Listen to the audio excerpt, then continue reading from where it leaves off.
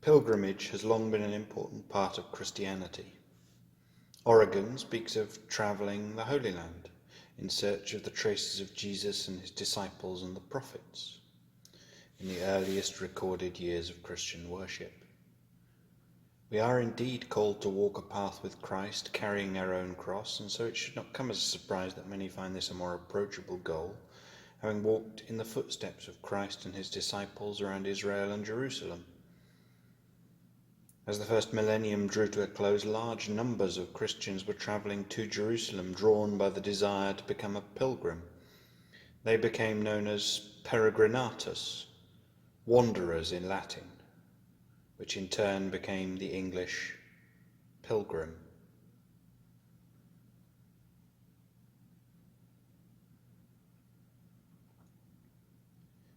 Eternal God, give us the courage to set off on pilgrimage. May we travel unhindered by worldly possessions, simply trusting in you for all that we need. Sometimes our heart will be heavy as we plod along, and our feet will ache and feel dirty. Other times we will rejoice as the sun shines on the path stretching before us. May we ponder the truth that the pilgrim's journey is never finished till they reach home. Amen. From Pilgrimage Prayers by Jenny Child.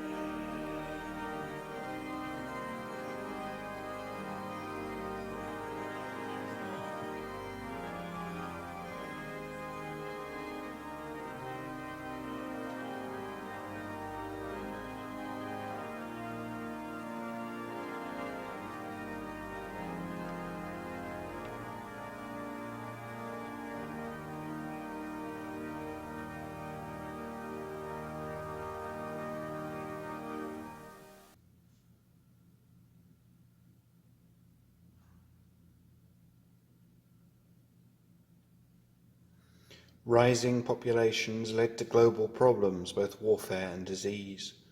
Violent conflicts in the Holy Land meant that people could no longer travel safely as they once had, and large outbreaks of plague led to the local lockdowns of their day. with whole towns and cities closing their gates to passing travellers. These twofold horrors forced a rethinking of the idea of pilgrimage and how it might apply to those who couldn't travel, how one might make a pilgrimage of the mind, travelling with Christ without standing directly in his footsteps. People still wanted to engage with the idea of pilgrimage, and this led to the change and readoption of another older form of worship, the prayer labyrinth. Known to have been a part of Christian worship since the middle of the 4th century, now they spread out across the church in the West. Here was a way you could internally walk the way of a pilgrim. Chartres Cathedral has one of the most famous examples, with the floral design at the centre pointing to the image of Christ as the fruit of the mystic rose. A traveller could walk to the centre, saying his prayers as he walked, in the manner of a pilgrim. When he reached the centre, he could think on Jesus, his life on earth, his ministry, just as one might do at Jerusalem, and then he could leave again the way he came, songs of praise quickening his step and strengthening his faith. Give me my scallop shell of quiet, my staff of faith to walk upon, my scrip of joy, immortal diet, my bottle of salvation, my gown of glory, hope's true gauge, and thus I'll take my pilgrimage. Sir Walter Raleigh, The Passionate Man's Pilgrimage.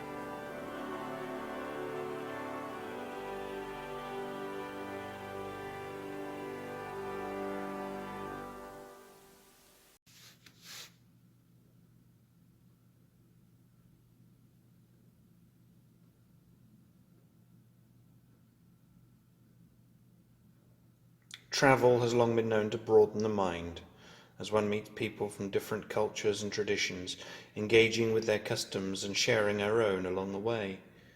So finally, I'd like to share the story of a blessing that travelled a long way, born in a citywide plague, and spreading out across the world. And it possibly arrived here with us, with St. Cuthbert. At the end of the 6th century, Rome was beset with plague. They sealed up the city, but too late. The plague was running through the streets. This plague was known for violent breathing difficulties and other problems with the lungs, and was probably a strain of what we now call the pneumonic plague. Anyone who coughed or sneezed would have been suspected of having it, and indeed when Pelagius II, Bishop of Rome, came down with it, he suffered a sneezing fit and died. His successor and friend, Gregory, now known as the Great, was stricken. This sneezing fit had come on so fast, and he worried that his friend might have died unshriven and might not get into heaven. So he made himself a little promise. This wouldn't happen to anyone again. He gave a public order that if anyone were to sneeze, the person nearest them should immediately bless them, so as to ensure they would not die unblessed. This became a common habit in Rome and the surrounding areas. If someone sneezed, his neighbour would turn and issue a blessing. It worked well, it was easy to do, and it caught on rapidly.